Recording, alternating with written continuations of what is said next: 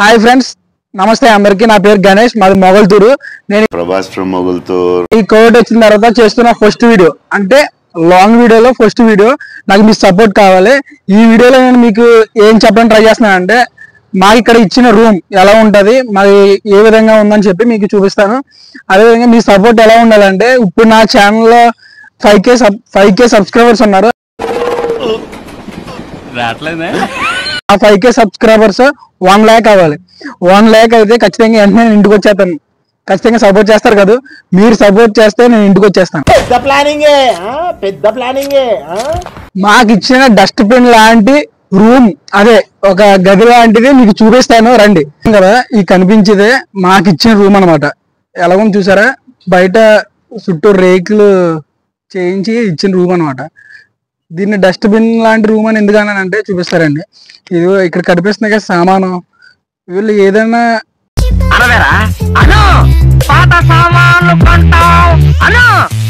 అర్థమైందా, ఇవన్నీ మా రూమ్ చుట్టూ పెడతారు.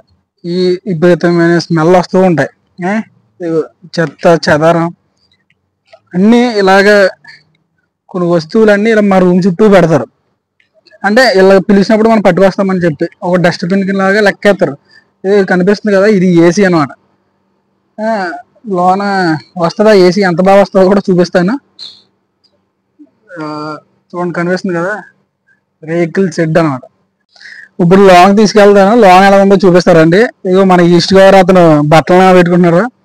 మనకి ఇటువంటి సౌకర్యాలు ఏమి ఉండవు ఇక్కడ. వాషింగ్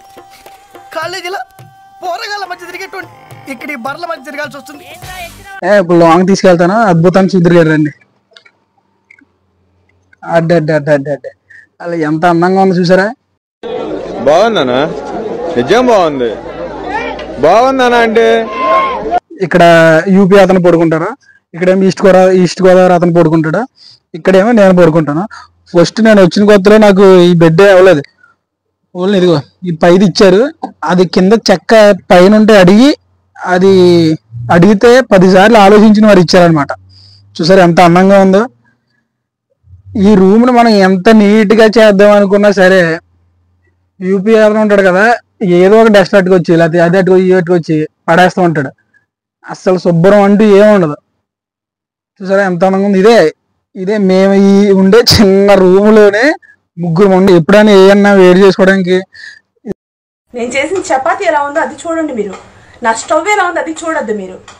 అర్థమవుతుందా? గలీజ్గా ఉంటది మొత్తం. ఉంది ఏంటి అని ఏం పట్టించుకోరు. మనం డ్యూటీలు చేస్తున్నామా లేదా అని అంతే. ఎంత కష్టపడి ఎంత నమ్మకంగా పనిచేయి, జస్ట్ మనం యూజ్ అండ్ త్రో. చిన్న రూమ్ లో మనం ముగ్గురు ఉంటాం. మధ్యాహ్నం ఇక్కడ 6 అవగానే విపరీతమైన ఎండ స్టార్ట్ అవుతుంది. మధ్యాహ్నం 10 లేకపోతే 12, 1 గంట ఈ టైంలో రూమ్ ఎలా ఉంటది అంటే, జస్ట్ అలా వాటర్ అలా వేస్తే బొగ్గుమనే రీతిలో మొత్తం హీట్ అయిపోద్ది రూమ్. ఏసీ వేసినా సరే పనిచేయదు, ఆ ఏసీ సరిగ్గా పనిచేయదు. చూపిస్తానంటే ఆ ఏసీ హెయిర్ గాలి వస్తుంది, మీకు అది ఊగుతుందిగా కవర్, మీకు అర్థమవుతుంది. అదిగో అదేవిధంగా దాని పక్కన బెజ్జాలు, అందులోంచి కూడా హీట్ వచ్చేద్ది. ఏసీ సరిగ్గా పనిచేయదు, చెప్పినా పట్టించుకోరు. సరే చూద్దాం అంటారు అంతే. మధ్యాహ్నం ఒక గంట టైం దొరికినప్పుడు రెస్ట్ తీసుకుంటామా, ఇంకా రెస్ట్ లాగా అనిపించదేం కాదు, జస్ట్ ఏదో కాసేపు రిలాక్స్ అవుతున్నాం కోసం అనుకుంటాం. నిద్ర పట్టదు, ఎందుకంటే విపరీతం వేడి. ఈ టైంలో ఇక్కడ ఎండ ఖచ్చితంగా 50 డిగ్రీ పైనే కాస్తుంది గురు. ఆ ఎండకి అసలు వేడి వచ్చేది రూమ్ లో.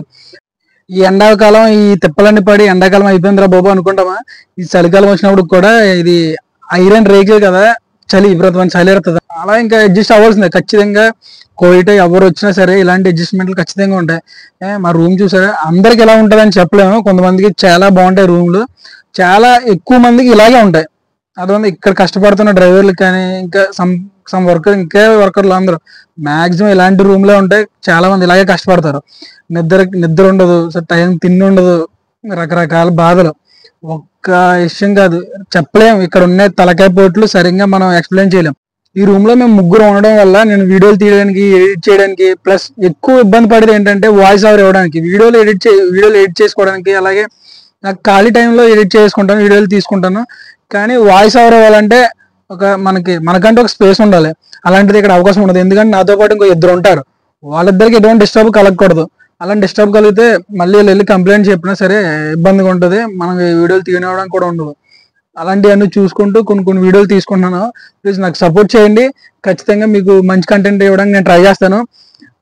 ఇప్పుడు నెక్స్ట్ మంత్ నుంచి స్కూల్స్ అన్నీ ఓపెన్ అవుతాయి. ఇంకా నేను బయట డ్యూటీలు చేసేటప్పుడు ఇంకా మంచి కంటెంట్ ఇవ్వడానికి నేను ట్రై చేస్తాను. మీరు నాకు సపోర్ట్ చేస్తారని నమ్ముతున్నాను. మీరు నాకు సపోర్ట్ చేస్తే నేను ఇంటికి వచ్చేస్తాను. 1 lakh సబ్స్క్రైబర్ అవుతే ఖచ్చితంగా నేను ఇంటికి వచ్చేస్తాను.